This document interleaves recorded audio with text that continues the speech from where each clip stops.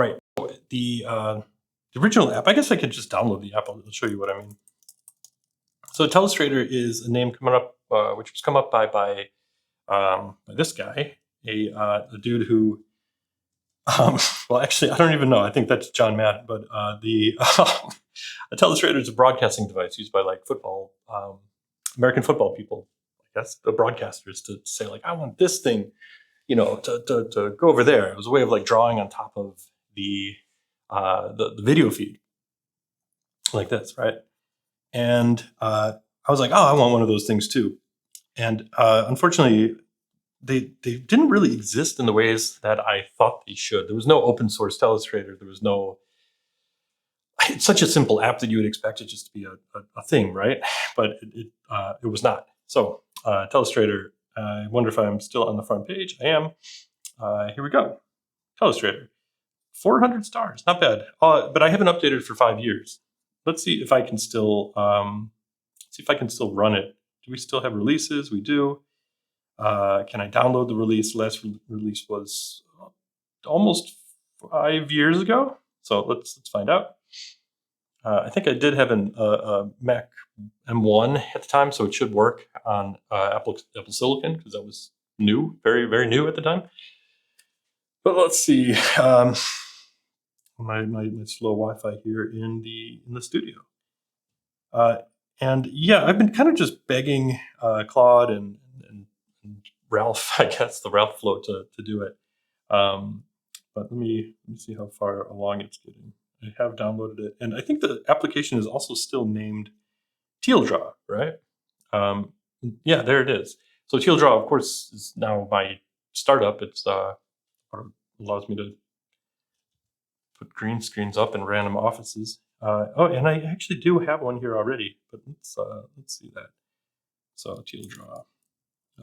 Although, actually, you know what? No, I bet it replaced the other tldraw app, which is the tldraw desktop app. So now I have two applications that I actually use named tldraw. And does it work? It should be code signed. Hey, there it is. Cool. So you can see here that I'm still interacting with the website. I can click around.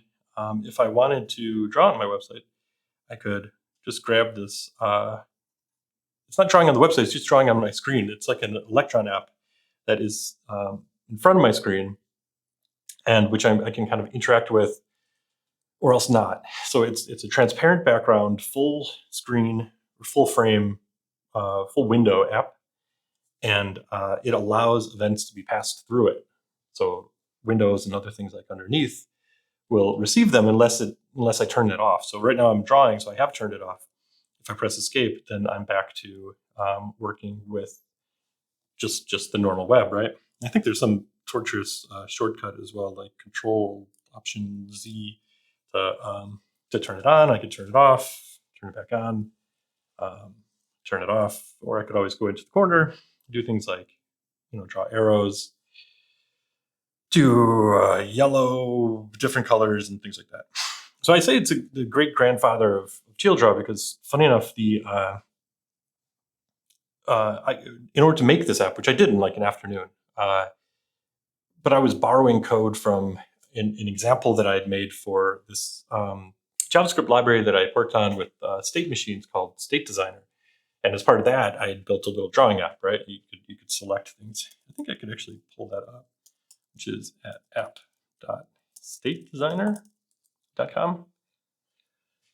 And this was another site which is like, it's very old. It hasn't changed really, this one, since like 2020, but it should still work.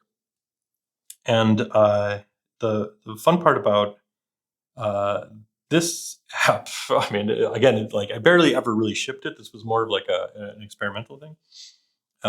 It is an app where you get to write a state machine, kind of like XState. Here's the code that defines the model, the state chart, which can also be visualized in a view. So I have like a little React component that I've made here as well, and I could change the view, but the view is interacting with this state machine, and the UI of the application is another way of interacting with that state machine. So I can fire off events like increased either through the UI. Can you see that through the UI over here? Or I can kind of click on it, which is probably somewhere up here. Again, I can't see the compose thing. Or I can fire the same events through the buttons, like over here. And this is kind of cool, right? And the state chart is defined in code. So if I added a third thing, you can kind of see the places where it's rotting, like, but the chart kind of spins up on its own.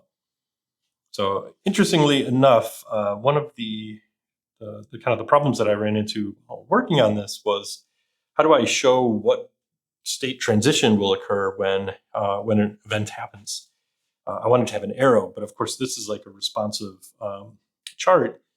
So how do you make an arrow between 2 points that is like, nice and curvy, like that? That kind of looks perfect. How do you do that? Turned out to be a huge question for me that defined a long part of my the year 2020 or something. I was like, okay, how do you make these like little perfect arrows? Anyway, in this app, somewhere here towards the bottom is a drawing app. Cool. So what I'd done is I'd taken this drawing app, which was a very simple state machine. You have like the pencils, like the kind of the two tools, either your drawing or your I can't really zoom in here. Why can't I resize this? Well, looks like we're stuck with that size. Yeah, you know how a drawing app works. You're either drawing or you're not drawing, or you are erasing or something like that, right? And whatever, I had the state machine.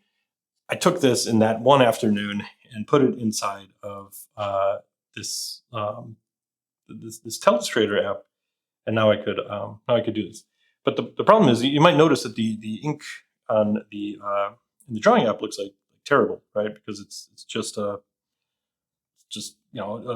connecting the lines with or the points that your mouse is registered while it's dragging.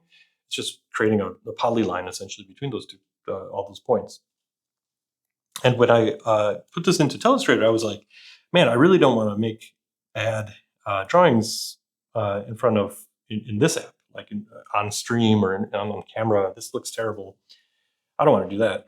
So I knew that my pen stylus that I was using, I knew that like recorded pressure, and I'm like, all right, I want to do like pressure lines. I want to do like a variable width line, right? Like there's got to be open source for that, right?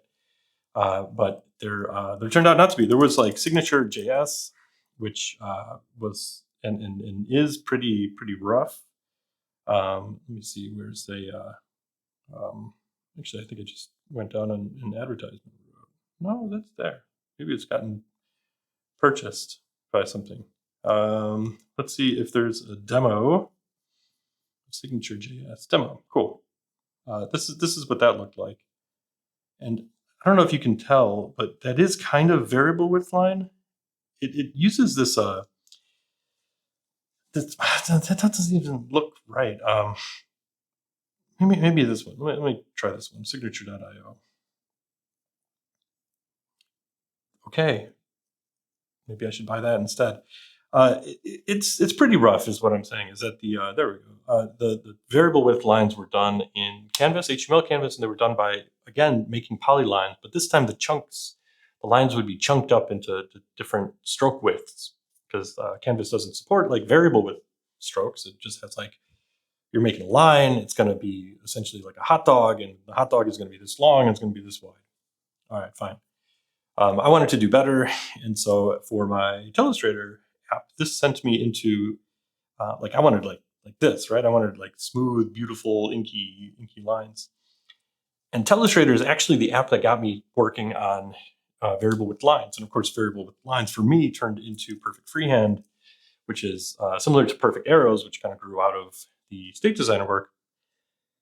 Perfect Freehand turned into this pretty awesome popular library for making variable width lines. And the fun thing is like, they're not using, this is an SVG, this is in vector space. This is like actually a polygon that kind of wraps around your input points, and even has to kind of like do 2 loops in the corner there.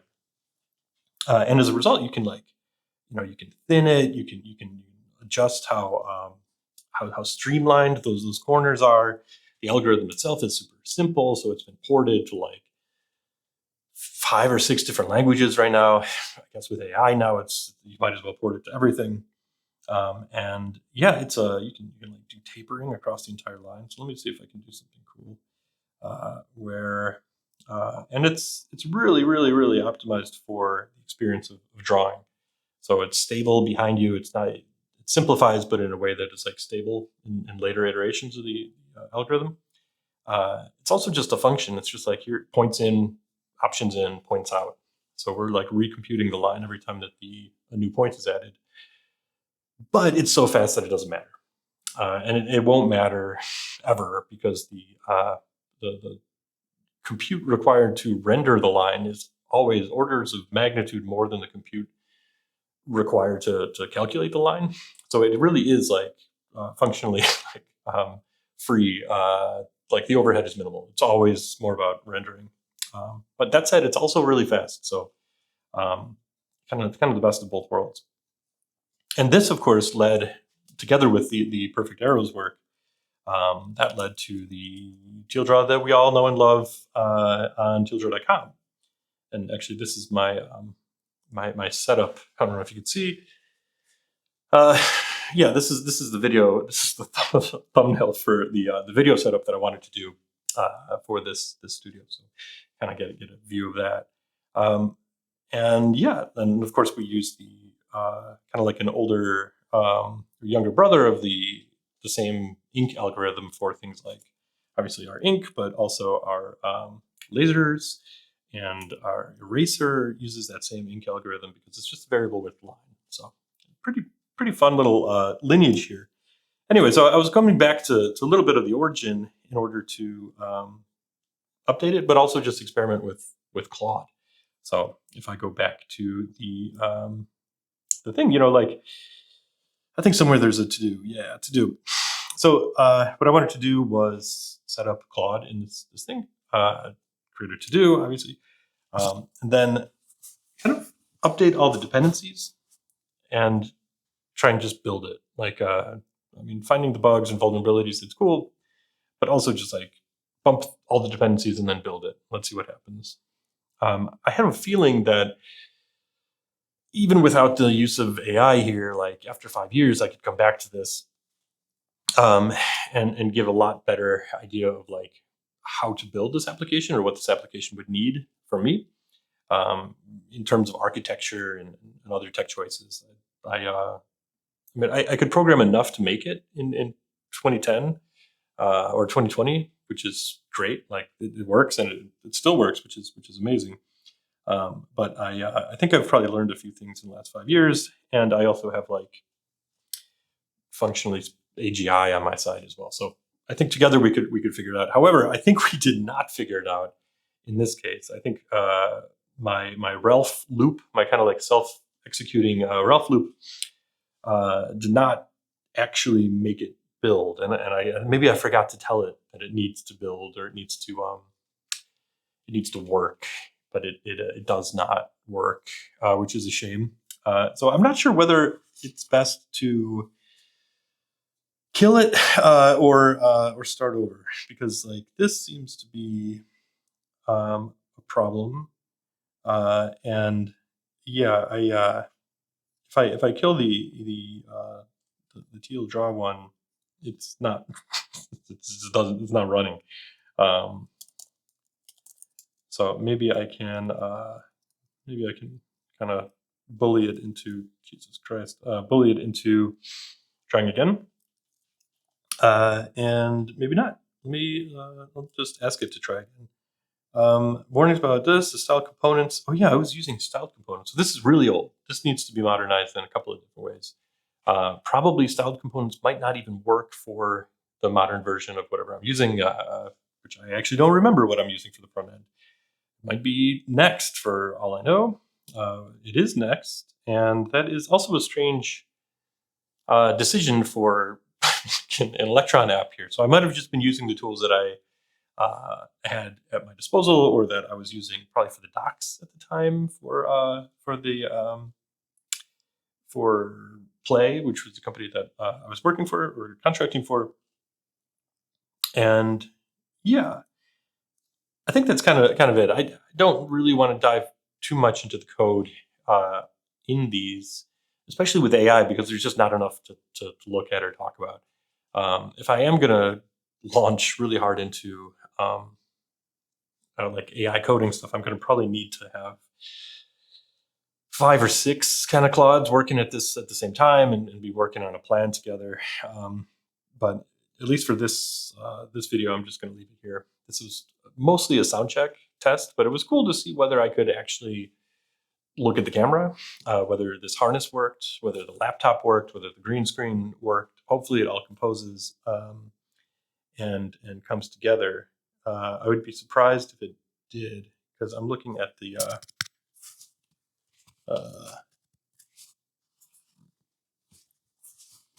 monitors. I'm not seeing a lot going on over there. So it could be that, that nothing was recorded, which is a shame, but I think it was good for me. So I'm going to leave it there.